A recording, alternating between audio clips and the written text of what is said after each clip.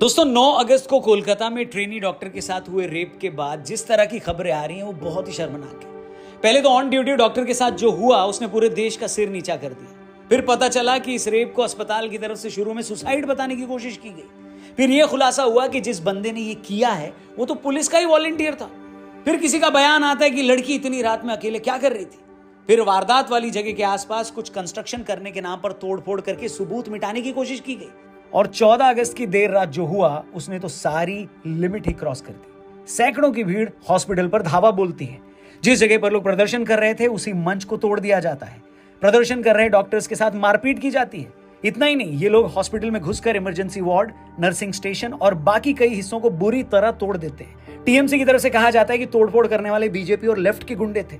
मगर सवाल यह है कि जो प्रदर्शनकारी उस लड़की के लिए इंसाफ मांग रहे थे वही लोग प्रदर्शन वाली जगह पर तोड़फोड़ क्यों करेंगे? इसका मतलब साफ है कि प्रदर्शनकारियों के नाम पर गुंडों की भीड़ ने जानबूझकर हॉस्पिटल में घुसकर फिर से सबूत मिटाने की कोशिश की है। और अगर ऐसा है तो किसी भी सोसाइटी के लिए इससे ज्यादा शर्मनाक और घिनौनी बात और क्या हो सकती है? पहले तो एक ट्रेनी डॉक्टर के साथ रेप हो जाता है, इससे ज्यादा बुरी बात किसी समाज के लिए और क्या हो सकती है? एक लड़की जिसने अपनी जिंदगी के 10-12 साल डॉक्टरी की पढ़ाई को दिए, जो आधी रात को जाकर अस्पताल में मरीजों की सेवा कर रही थी। अस्पताल में नाइट ड्यूटी करने वाले डॉक्टर्स के आराम के लिए कमरा नहीं था तो उसे सेमिनार हॉल की कुर्सियों पर सुस्ताकर आराम करना पड़ा। वो बेचारी दिन भर की थकान दूर करने के लिए लेट रही थी। तभी एक वॉलंटियर पुलिस का, जिसकी ये ड्यूटी थी कि अस्पताल में कुछ गलत न होने दे, वहां आए लोगों को वो सेफ्टी दे, वही वॉलंटियर शराब पीकर न सिर्फ उस सेमिनार में घुसता है, उस ट्रेनी डॉक्टर को जानवरों की तरह मारता है, उससे घिनौना काम करता है, उसकी जान ले लेता है और फिर वहां से चला जाता है। लड़की की पोस्टमार्टम रिपोर्ट में जो खुलासा होता है उसे सुनकर किसी की भी रूह कांप सकती है। उस बेचारी की गर्दन तोड़ दी गई थी, आंखें फोड़ दी गई थी, उंगलियां तोड़ दी गई थी और उसके शरीर का शायद ही कोई हिस्सा था जिस पर हमला न किया गया। आप ही सोचिए, अगर किसी इंसान को इतनी बुरी तरह मारा गया हो, उसके साथ तो रेप हुआ हो, उसके शरीर के निचले हिस्से पर कोई कपड़ा ना हो, तो क्या पहली नजर में उसकी बॉडी देखकर किसी मूर्ख को यह नहीं पता चलेगा कि उसके साथ क्या हुआ होगा? बिल्कुल पता चल जाएगा। मगर फिर क्या वजह थी कि अस्पताल की तरफ से लड़की के घर वालों को पहली बार जब फोन किया गया तो उन्हें यह बताया गया कि लड़की ने सुसाइड कर लिया? अब ये सब सुनकर किसको गुस्सा नहीं आएगा? एक महिला को इतनी बेरहमी से मारा गया, उसकी इज्जत लूटी गई, उसकी आंखें फोड़ दी गई और अस्पताल वालों को यह तक दिखाई नहीं दे रहा है कि उसके साथ क्या हुआ। वो इसे सुसाइड बताने पर क्यों तुले हुए थे? आज कोलकाता पुलिस का इस बात से बड़ा ईगो हर्ट हो रहा है कि लोग उन पर भरोसा नहीं कर रहे हैं। मैं उनसे पूछना चाहता हूं कि तुम लोगों ने भरोसे लायक काम किया क्या है? जिस संजय राय पर लड़की के साथ रेप का इल्जाम लगा, उसकी क्या क्रिमिनल हिस्ट्री थी? क्या पुलिस को नहीं पता था? उसके 3 तलाक हो चुके थे, वो बीवियों को पीटता था, उसकी बीवी ने पुलिस तक में पिटाई की शिकायत कर रखी थी। क्या ये बात पुलिस को नहीं पता थी? वो दारू पीता था, हिंसक पॉर्न देखता था, आस पड़ोस की औरतों को वो छेड़ता भी था, अस्पताल में एडमिशन दिलाने के बहाने लोगों से रिश्वत लेता था। मतलब जो आदमी जेल में होना चाहिए था उसे अस्पताल की पुलिस चौकी पर बिठा रखा था। उसके बाद भी इन्हें शर्म नहीं आती। इन्हें अफसोस हो रहा है कि लोग हम पर शक क्यों कर रहे हैं। दूसरी बात, संजय राय तो पुलिस का वॉलंटियर था, पुलिस डिपार्टमेंट में तो था नहीं। फिर किस हैसियत से वो पुलिस बटालियन की बैरक में रुकता था? यहां तक कि जिस रात उसने वारदात को अंजाम दिया था तब भी वो वापस जाकर पुलिस बटालियन में ही सो गया था। इससे ज्यादा शर्मनाक कुछ नहीं हो सकता दोस्तों। घर पर किराएदार भी रखा जाता है तो कानून कहता है कि भैया इसका पुलिस वेरिफिकेशन करवा लो। फिर हमें ना कहना कि कुछ हो गया था। यहां पुलिस वाले ही अपने बंदे का पुलिस वेरिफिकेशन नहीं करवा रहे। जो आदमी खुद सोसाइटी की सुरक्षा के लिए सबसे बड़ा खतरा था, उसी आदमी को लोगों की सुरक्षा में लगा रखा था। और फिर लोग तुम पर गुस्सा हो जाएं तो तुम्हारा ईगो हर्ट हो जाता है। जो करना है और जो किया जाना चाहिए वो तो होता नहीं है और अहंकार और ईगो दुनिया भर का पाल कर बैठे हो।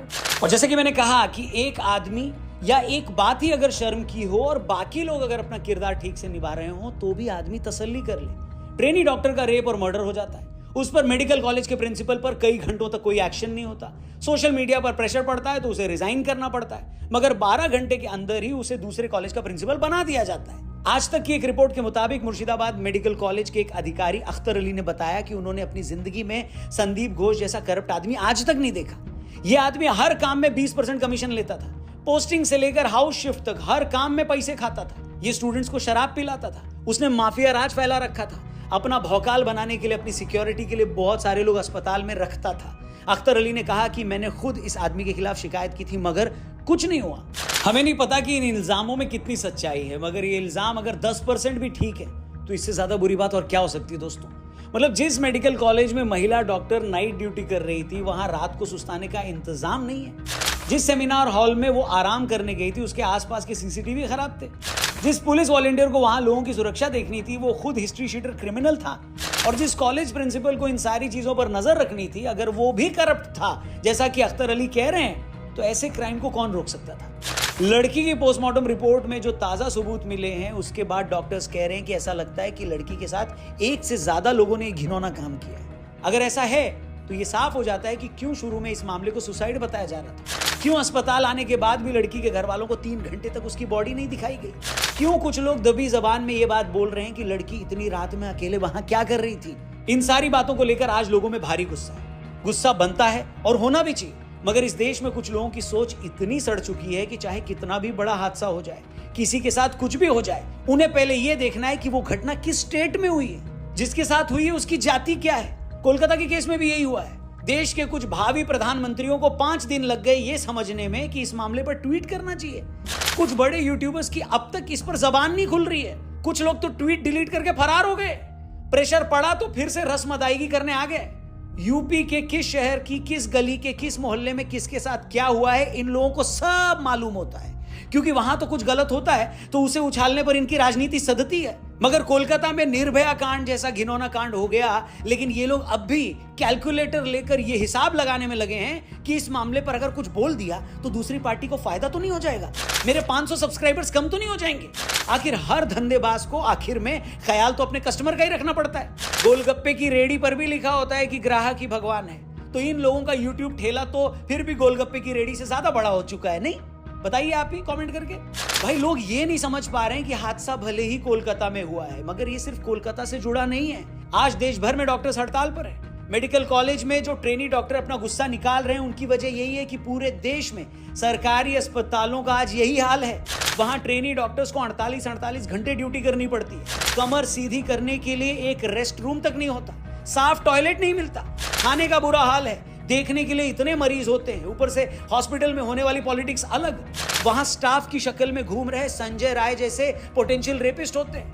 सरकारें ये समझती ही नहीं है कि एक डॉक्टर को तैयार होने में एक पायलट जितना या उससे ज्यादा वक्त लगता है। किसी भी सोसाइटी में एक डॉक्टर होने का मतलब है कि उस देश की हजारों की आबादी को सिक्योरिटी देना। मगर एक डॉक्टर ही अगर अनसेफ फील करेगा, बेइज्जती फील करेगा, एक्सप्लॉइटेड फील करेगा, तो कौन काम करेगा ऐसे सिस्टम में, बताइए। यही रीजन है कि इन सरकारी अस्पतालों में डॉक्टर्स नहीं टिकते। या तो वो अपना क्लिनिक खोल लेते हैं, बड़े प्राइवेट अस्पतालों से जुड़ जाते हैं, और जिन्हें मौका मिलता है वो विदेश भाग जाते हैं। मतलब जो सरकारी तंत्र इन डॉक्टर्स को तैयार करने में लाखों रुपए लगाता है, वही सरकारी सिस्टम अपने निकम्मेपन की वजह से इन डॉक्टर्स को अपने साथ नहीं रख पाता। आज देश भर में जो डॉक्टर्स का गुस्सा है वो सिस्टम के इसी निकम्मेपन के खिलाफ है। आज देश में हर सिटीजन का यह फर्ज है कि वो डॉक्टर्स के इस गुस्से को समझे। अगर आप प्रॉब्लम को थोड़ा और करीब से देखेंगे तो ये बात अस्पतालों से भी आगे देश के हर ऑफिस की है। वहां औरतों को और लड़कियों को मिलने वाले वर्किंग एटमॉस्फेयर की भी है। अभी महीना पहले नोएडा के एक ऑफिस में एक लड़की ने इसलिए सुसाइड कर लिया था क्योंकि उसके ऑफिस के कुछ लोग उसकी बॉडी शेमिंग करते थे। कितनी लड़कियां ऐसी बेचारी हैं जो सिर्फ नौकरी बचाए रखने के लिए 15-20 हजार की तनख्वाह बनाए रखने के लिए हर दिन ऐसे टॉर्चर से गुजरती हैं। ऑफिस में उनका बॉस, उनके सीनियर जो उनको टॉर्चर करते हैं, वो भी जानते हैं कि ये कहीं नहीं जाएगी। आज जो लोगों में गुस्सा है या जो निर्भया कांड के वक्त 2012 में लोगों में गुस्सा था, वो इसी माहौल के खिलाफ था। मगर इतने सालों में हुआ क्या? न इतने सालों में सोसाइटी बदली, न पुलिस के काम करने का तरीका बदला, और न ही अदालतों के रवैये में कोई चेंज आया। नेशनल जुडिशियल डेटा ग्रिड के मुताबिक इस वक्त देश की अलग अलग अदालतों में 4 करोड़ 40 लाख केसेस पेंडिंग है, जिसमें 8% यानी 36 लाख से ज्यादा केस महिलाओं की तरफ से किए गए हैं। इनमें 45% मामलों में या तो वकील पेश ही नहीं होते या अपराधी जमानत लेकर फरार हो जाते हैं। इसके अलावा 7% केसेस में ऊपरी अदालतों का स्टे है। पिछले 10 सालों में सुप्रीम कोर्ट ने कई बार कहा कि औरतों के खिलाफ होने वाले इन क्राइम्स को 6 महीने में निपटाया जाए, मगर कोई फर्क नहीं पड़ा। मार्च 2013 में दिल्ली हाईकोर्ट ने कहा था कि पुलिस औरतों के साथ होने वाले क्राइम में थोड़ी संवेदनशील बने। इसी साल अगस्त 2013 में सुप्रीम कोर्ट ने कहा था कि ट्रायल कोर्ट ऐसे मामलों को 2-3 महीनों में निपटाए। अक्टूबर 2018 में बॉम्बे हाईकोर्ट ने कहा था कि यह अदालत की ड्यूटी है कि वो ऐसे मामलों को पूरी सीरियसनेस के साथ टाइम पर निपटाए। सितंबर 2019 में सुप्रीम कोर्ट ने कहा था कि औरतों के साथ रेप के मामले में अदालतों को लंबी तारीख देने से बचना चाहिए। इसी तरह अगस्त 2021 और अक्टूबर 2023 को गुवाहाटी हाईकोर्ट और सुप्रीम कोर्ट ने औरतों के साथ होने वाले क्राइम के मामलों को लेकर तेजी लाने की बात की थी, मगर कुछ भी नहीं हुआ। ऐसे मामलों में या तो पुलिस चार्जशीट दायर नहीं करती, चार्जशीट दायर हो जाती है तो बार बार कोर्ट में जाकर और टाइम मांगती है, फिर कोर्ट तक जांच के डॉक्यूमेंट्स नहीं पहुंचते, निचली अदालतें बार बार तारीख देती रहती हैं, इंपॉर्टेंट गवाहों को पुलिस अदालत में पेश नहीं कर पाती, निचली अदालतें कार्रवाई पर स्टे लगा देती है और आरोपी जमानत मिलते ही फरार हो जाता है। अब आप ही बताइए, जिस समाज में औरतों के लिए ऐसे हालात हों जहां वो न वर्क प्लेस पर सेफ फील करें, न सिस्टम उनका साथ दे और न अदालतें तेजी से काम करें, तो वो महिलाएं कहां जाएं? आज जब आप ये वीडियो देख रहे हैं तो हम आजादी की 77वीं सालगिरह मना रहे हैं, लेकिन इतने वर्षों में औरतों के लिए आजादी का क्या मतलब है? आपकी सिस्टर या मदर 8 बजे के बाद पब्लिक ट्रांसपोर्ट से घर आती है तो जब तक वो घर नहीं पहुंच जाती आपकी सांस फूली रहती है। आप उन्हें कहीं अकेला नहीं भेज सकते, वो पब्लिक ट्रांसपोर्ट में सेफ नहीं है, वो वर्क प्लेस पे सेफ नहीं, वो सोशल मीडिया पर बुली की जाती है। ऐसे में उनके लिए इस आजादी के क्या मायने हैं? आप उनसे खुद पूछिएगा और फिर कमेंट करके बताइएगा। हो सकता है इस मुद्दे पर बात करते करते मैं थोड़ा इमोशनल हो गया हूं। आपको लग रहा होगा कि नहीं रौनक भाई, आप जितना बोल रहे हो हालात उतने भी नेगेटिव नहीं हैं। लेकिन हेलो, हालात कैसे हैं इसका सही जवाब घर से निकलने वाली एक लड़की, एक औरत, आपकी मां और आपकी बहन ही दे सकती है इसका जवाब। 10 मिनट उनसे बात कर लीजिए, सारा सच सामने आ जाएगा। मगर जैसे कि मैंने कहा कि समाज तो जैसा है उस पर हम बहस कर सकते हैं, उसे क्रिटिसाइज भी कर सकते हैं, मगर यह देखकर ज्यादा दुख होता है कि जो अपने आप को सोशल कमेंटेटर्स कहते हैं, जिन्हें दुनिया के हर फटे में टांग घुसाने की आदत है, हर मुद्दे पर ज्ञान पेलने का शौक है, वो लोग कोलकाता के मामले पर ऐसे चुप होकर बैठ गए हैं जैसे किसी ने उन्हें जेब काटते हुए पकड़ लिया हो। बताइए, क्योंकि उन्हें डर है कि अगर इस मामले पर कुछ बोले तो कहीं उनका मालिक उन्हें बिस्कुट डालना बंद न कर दे, उनके जिहादी समर्थक अपने फेवरेट सीएम के राज्य की आलोचना सुनकर उन्हें अनसब्सक्राइब न कर दे। इन सारे यूट्यूबर्स के लिए अपने जाहिल समर्थकों और जाहिल सब्सक्राइबर्स को साथ रखना, उन्हें खुश करना, यह ज्यादा इंपॉर्टेंट लग रहा है बजाय एक रेप विक्टिम की आवाज उठाने की। लानत भेजता हूं मैं ऐसे लोगों की सोच पर। बाकी उम्मीद करते हैं कि कोलकाता में हुआ यह अफसोसजनक हादसा पूरी सोसाइटी के लिए एक सबक बने। वर्क प्लेस पर फीमेल स्टाफ की सिक्योरिटी को लेकर और अवेयरनेस आए। ऑफिसों में स्टाफ रखने से पहले उन लोगों का प्रॉपर बैकग्राउंड चेक हो ताकि दोबारा ऐसे हादसे न हो। कोलकाता का यह मामला चूंकि रेप से जुड़ा है, ऐसे मामलों में यूट्यूब एल्गोरिदम भी ज्यादा लोगों तक ये वीडियो पहुंचने नहीं देता। तो मेरी आप लोगों से गुजारिश है कि अगर इस वीडियो में कई बातें आपको सच्ची लगी हो, उनमें ईमानदारी लगी हो और अगर आपको लगे कि ये कंसर्न और भी लोगों तक पहुंचना चाहिए तो इस वीडियो को ज्यादा से ज्यादा लोगों तक शेयर जरूर करिएगा। दोस्तों, घर की हर एक महिला तक ये वीडियो पहुंचना चाहिए। इस मामले पर हो रही सियासत पर अगर आपकी कोई राय है, कमेंट करके जरूर बताना। अपना ख्याल रखें। जय हिंद, जय भारत।